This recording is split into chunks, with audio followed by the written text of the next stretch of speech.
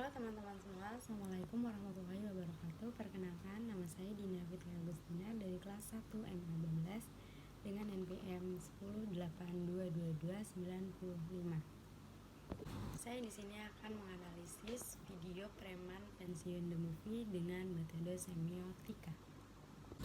Nah, analisis ini tujuannya untuk memberikan kontribusi positif dalam pengembangan kajian sosiologi terhadap pengaplikasian teori semiotika.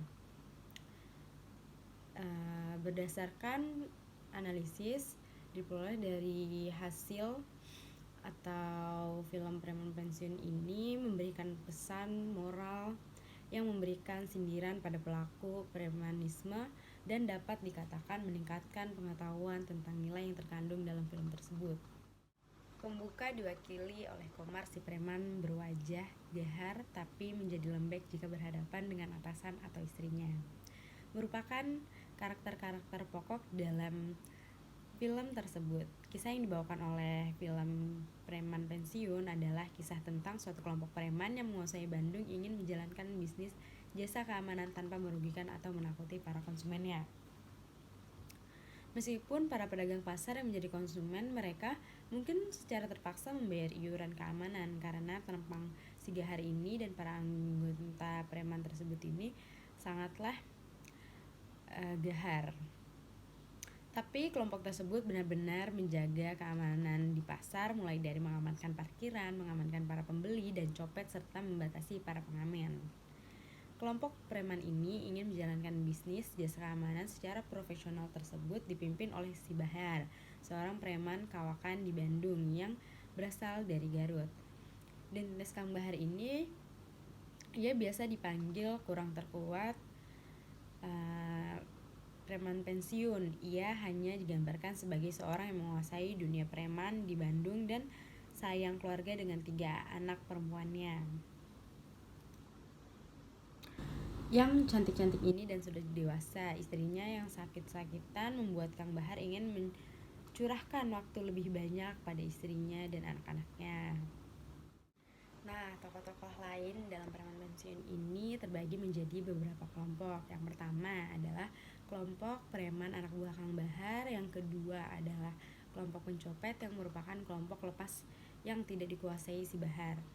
Kelompok ketiga adalah keluarga dan orang dalamnya Kang Bahar. Kelompok keempat adalah keluarga Kang Mus. Dan kelompok kelima adalah kelompok pedagang pasar.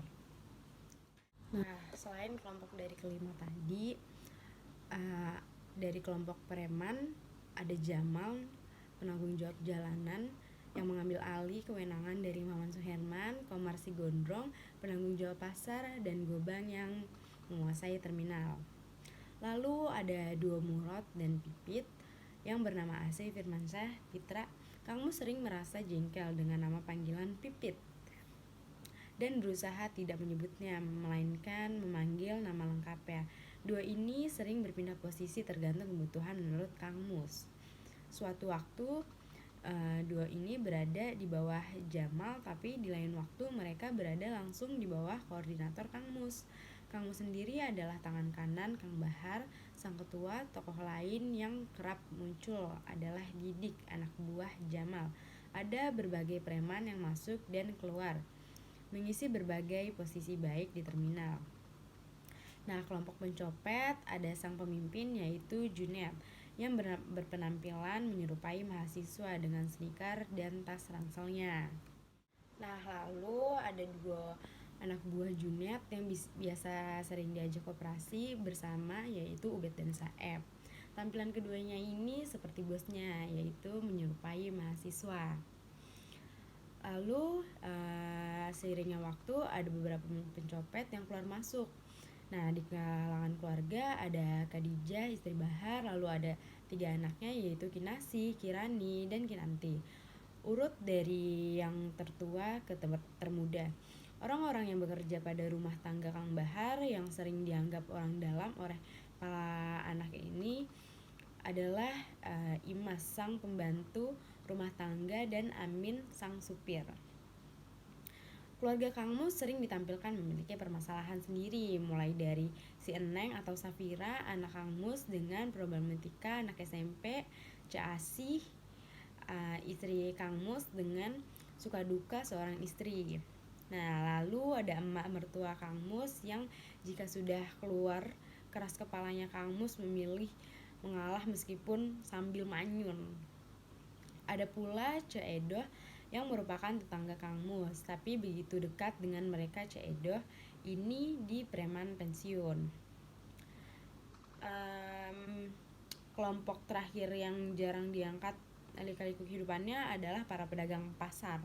Mereka sering ditampilkan sebagai objek lengkap kegiatan keempat kelompok di atas, mulai dari diminta uang tagihan, tempat tersasarnya emak mertua Kang Mus, dan bagaimana repotnya kelompok preman memberi pengamanan saat anak-anak Kang Bahar ingin belanja di pasar. Nah, secara keseluruhan film Preman Pensiun ini memberikan tontonan yang segar di tengah film yang terasa monoton dengan cerita berlarut-larut. Film ini juga terkandung beberapa unsur yang tertera seperti kekuatan pada film Preman Pensiun untuk mengetahui maksud dari Kang Bahar yang mengumpulkan para preman untuk mengklaim terminal Cicaheum. Kelemahan kurangnya minat penonton yang mengikuti film ini karena letak syutingnya pada film yang terlalu lokal, peluang para pemain yang dipilih untuk bermain dalam film Preman Pensiun yang memiliki bakat tersendiri dalam hal perfilman yang akan mendapatkan fee lebih besar daripada hasil akhirnya. Ancaman terkadang dalam dialog film ini tidak memberikan komunikasi yang efektif, sehingga penonton yang menonton film ini sebagian menanggapi film yang kurang diminati. Nah, analisis garis besar dari analisis semiotika film Preman Pensiun ini dengan teori semiotika Charles Sanders Peirce, pesan ini mengenai bersosialisasi secara benar dan baik. Hasil dari analisis ini, film dibentuk dari suatu karya yang menjadi fenomena dalam kehidupan modern setelah ditemukan media untuk mengapresiasikannya. Film berkembang menjadi salah satu kehidupan sosial yang tentunya memiliki pengaruh pada manusia yang menonton film tersebut. Sebuah film tidak akan terlepas dari peran sutradara yang membuat film menjadi hidup, namun tetap memiliki makna-makna penting di dalamnya.